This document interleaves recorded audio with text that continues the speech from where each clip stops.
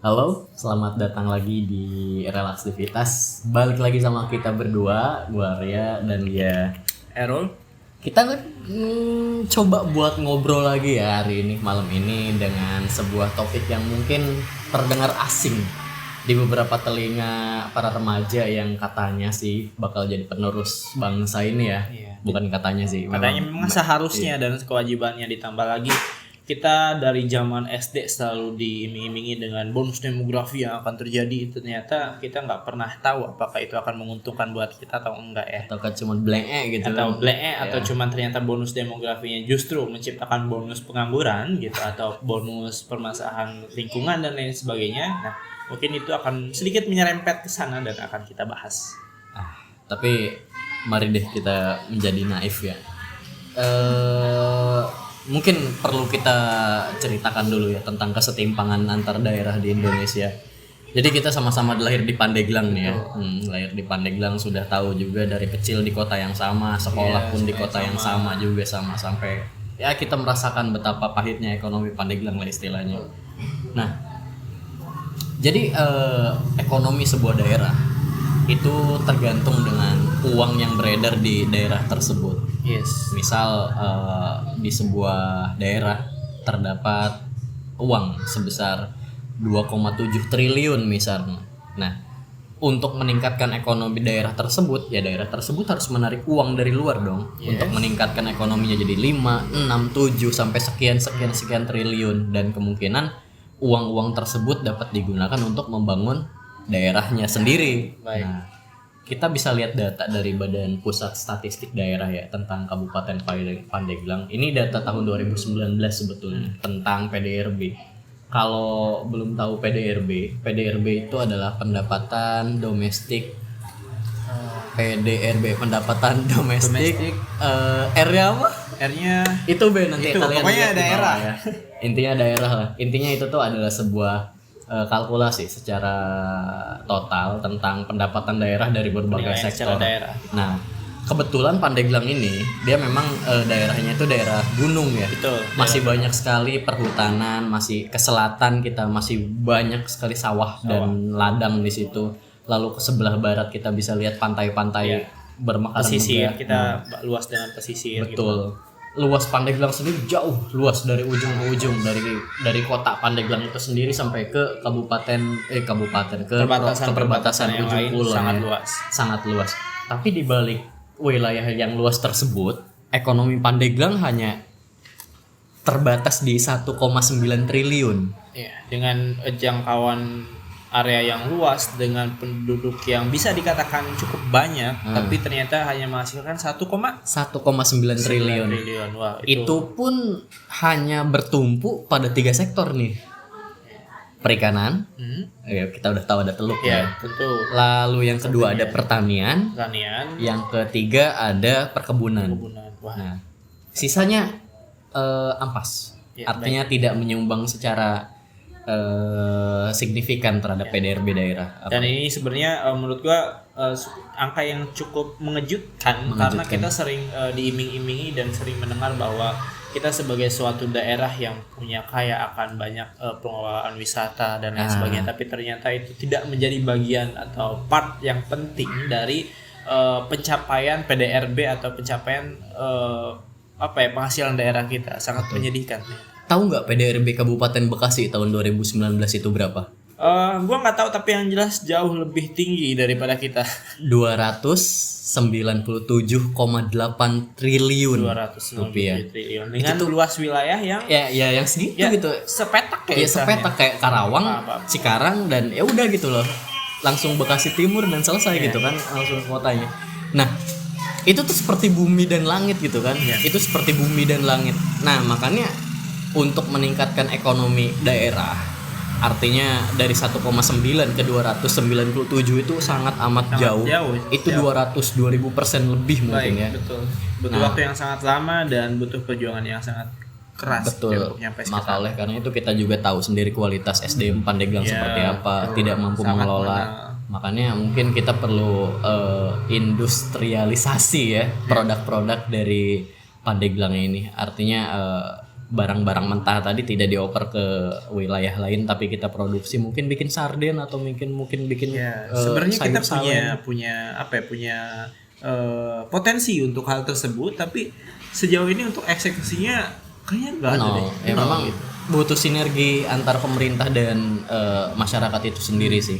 Tapi lupakan lah ya. Tapi kita sudah tahu artinya seberapa kecil ekonomi wilayah kita dulu ya. Betul. Nah, artinya kalau kita lihat kejadian seperti itu tuh banyak di Indonesia, bukan cuma Pandeglang dan Kabupaten Bekasi saja.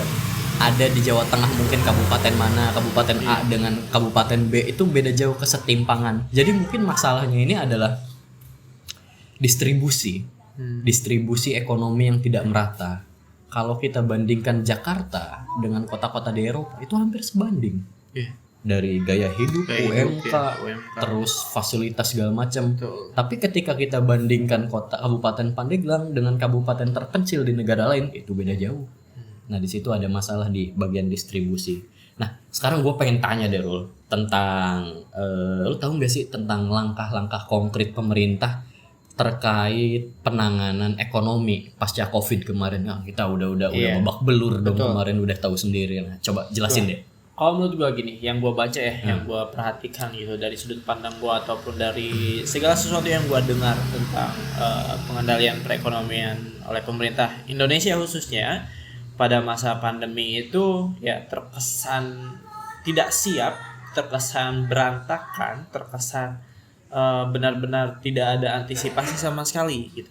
Yang pertama adalah nggak ada negara yang siap kok. Iya, betul, tidak ada negara yang siap, tapi dibandingkan dengan negara yang lain kita lebih kelabakan gitu. Pertama karena memang dalam jumlah kuantitas penduduk kita banyak, tapi dengan sumber daya untuk tenaga medis dan kesehatan yang kurang, tentu ini memang menjadi PR yang cukup perlu diperhatikan oleh pemerintah Indonesia. Itu kan menjadi sebuah lonjakan yang sangat besar ya, karena memang ya ibaratnya pada saat kemarin tuh ya satu orang perawat untuk berapa orang orang yang terinfeksi gitu kan.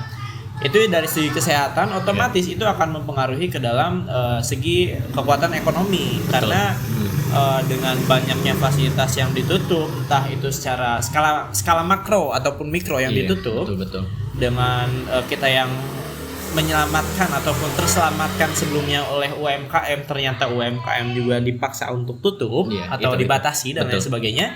Itu juga menjadi salah satu contoh kekacauan perekonomian kita. Tapi yang paling nampak jelas adalah perekonomian kita itu menjadi kacau ketika kita memang tidak memiliki rencana cadangan untuk menghadapi itu semua. Oke lah tentang UMKM, oke lah tentang COVID, itu adalah variabel di luar X, Y, Z dan lain sebagainya. Tapi katakan sebagai warga negara yang baik ataupun sebagai negara yang baik, tentu tidak sebaiknya menjadikan hal tersebut sebagai satu-satunya komoditas utama kita dalam mempertahankan kesejahteraan kita di negara kita gitu. Dan ya kalau menurut gua tentang langkah pemerintah kemarin itu cukup terlihat gerasa-gerusu, tidak terlalu banyak memiliki kontribusi yang nyata dalam hal artian dibandingkan dengan negara yang lain, tapi juga ya tidak bisa dikatakan bahwa itu adalah prestasi yang buruk, karena pada kenyataannya mungkin ya kita juga dalam beberapa hal justru lebih unggul dalam penanggulangan COVID dibanding negara yang lain. Sebetulnya ya ekonomi kita sebesar itu termasuk ya lumayan lah ya. Artinya ketika dihantam COVID kemarin tidak betul-betul ambruk seperti itu ya. Walaupun memang kita kurang persiapan, kita menganggap remeh dan lain sebagainya, tapi ternyata puji Tuhan, alhamdulillah ternyata kita bisa keluar dari hal tersebut gitu. Ya, oke. Nah, gue sekarang mau bawa ke ranah FDI. Jadi FDI itu adalah Foreign Domestic Investment. Secara sederhana FDI itu adalah uang asing yang masuk ke Indonesia, seperti misal pada JICA ya yang support pembangunan MRT di Jakarta itu kan perusahaan dari Jepang. Mereka melakukan investasi sekian triliun di proyek MRT Jakarta dan itu nilainya banyak gitu kan. Betul. Nah, ada banyak proyek seperti pelabuhan Deep Sea Port Patimban, terus Bandara Kertajati, terus yang paling hangat sekarang kereta cepat Jakarta Bandung. Ya, betul. Nah, ini adalah FDI yang datang dari negara-negara yang bekerja sama dengan Indonesia. Tapi walaupun kita bisa lihat banyak sekali proyek-proyek strategis nasional yang ada di Indonesia, nyatanya kalau kita bagi sama seluruh rakyat Indonesia, per orang itu cuma dapat $100 atau Rp1.500.000 dana sebesar itu. Dari dana sebesar itu, dibanding dengan Singapura yang satu orangnya itu bisa mendapat $19.000. Iya. Artinya ini kan representasi kepercayaan internasional ya, Iya. kepada Indonesia. Sangat rendah berarti ya. Apa gitu loh yang menyebabkan hal tersebut? Apakah karena pemerintah mungkin terlalu ribet, terlalu banyak regulasi, tirai-tirai yang menutup Betul. kelancaran investasi masuk ke Indonesia. Artinya likuiditas di negara-negara maju itu besar sekali, ribuan triliun jumlahnya. Kenapa nggak masuk ke Indonesia? Gitu kan, negara maju yang besar, semua masalah ada di sini. Nah seperti itu. Ya cuman FDI ya tadi ya sebatas seperti itulah ya. Nah cuman ada problem baru nih. Ketika kita ingin meningkatkan ekonomi sebuah negara, entah itu dengan FDI yang masuk atau kita memang uang domestik yang dikeluarkan oleh pemerintah, membangun manufakturisasi dong, melakukan revolusi industri istilahnya, seperti membuat pabrik baru, membuat industri baru, ini kan membutuhkan energi. Nah, betul. Ada ironi di sini, ada ironi. Jadi ketika ekonomi naik, karbonisasi di Indonesia meningkat. Artinya Indonesia menjadi lebih kotor. Nah, di sini ada problem juga nih. Nah, sekarang gue mau tanya deh. Gimana pendapat lu tentang energi kotor? Baik. Dalam Indonesia. Artinya kan gini, di Indonesia kita pakai 64 unit PLTU ya. Dan itu menghandle sekitar 61% kebutuhan energi di Indonesia. Nah, coba speak about it. Oke, kalau gue baca ya, kalau gue perhatikan juga gitu. Dengan kapasitas kita yang tentu sebagai negara maritim, negara agraris gitu kan, sebenarnya cukup sangat kotor gitu melihat kondisi penggunaan sumber daya energi kita hanya selalu berkutat khususnya terhadap fosil gitu kan. Ya tidak bisa kita pungkiri bahwa kita juga memang salah satu negara yang memiliki sumber daya fosil yang cukup tinggi dan melimpah gitu. Jadi ya aji mumpung, tau gak sih sebenarnya kita selalu berpikiran aji mumpung. Gimana tuh? Aji mumpung tuh mumpung kita banyak yuk abis-abisin gitu. Bang, jadi YOLO, terkesan YOLO gitu. Jadi kalau misalkan penggunaan sumber daya alam seperti fosil atau batu bara ataupun bahan bakar yang memang tidak terbarukan yang lebih menyebabkan banyak emisi karbon dan lain sebagainya, itu menurut gua selain karena memang lebih murah, tapi karena memang aji mumpung juga gitu. Karena gila banyak banget Indonesia gitu, kaya akan hal tersebut gitu. Nah, yang selanjutnya adalah gua juga membaca bahwa penggunaan sumber daya alam atau energi di Indonesia hanya berputar terhadap sektor-sektor tersebut. Yang kedua adalah karena memang sumber daya manusia kita yang memang belum mumpun. Bayangkan untuk sumber daya energi nuklir saya kita belum ada, masih jauh. Gua nggak melihat progres yang begitu cukup nyata. Mungkin ada, gua nggak bisa memvalidasi ini secara sepihak ya. Sebetulnya ada proyek di Batam. Ada, betul. Memang Cuman ada. prosesnya lambat gitu kan. Nggak lambat juga sih, maksudnya dengan bayangin loh dengan jumlah populasi kita sebanyak ini masa nggak ada sih gitu. Maksudnya kayak masa nggak ada satupun yang goal benar-benar berhasil mencapai ke sana gitu kan. Itu kan suatu aneh gitu. Bayangkan dengan jumlah penduduk misalkan di Rusia dengan luas wilayah yang sedemikian rupa, ternyata pemanfaatan sumber daya gas dan juga nuklirnya ternyata cukup tinggi, dengan kita ternyata cukup kritis lah tentang hal tersebut, cukup dalam batas ambang tidak wajar ya.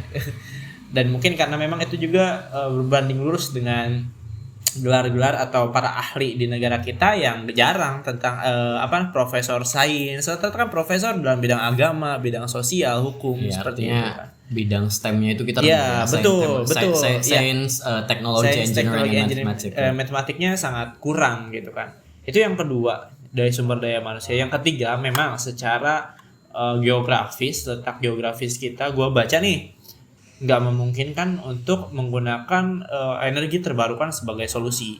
Contoh, misalkan pembangkit listrik tenaga angin dengan kondisi cuaca kita yang tidak menentu, dengan hujan, dengan cuaca yang cuman ada 2, kalau nggak hujan ya panas gitu. Tapi ketika hujan ternyata berkemungkinan menyebabkan tinggi kerusakan gitu kan, dengan panas yang juga tidak stabil gitu, dengan yang kita berusaha memanfaatkan pembangkit listrik tenaga surya, ya panas sih tapi berawan gitu. Iya. Artinya angin-anginan. Iya, angin-anginan, kita nggak jelas gitu, bisa tiba-tiba hujan, bisa tiba-tiba apa.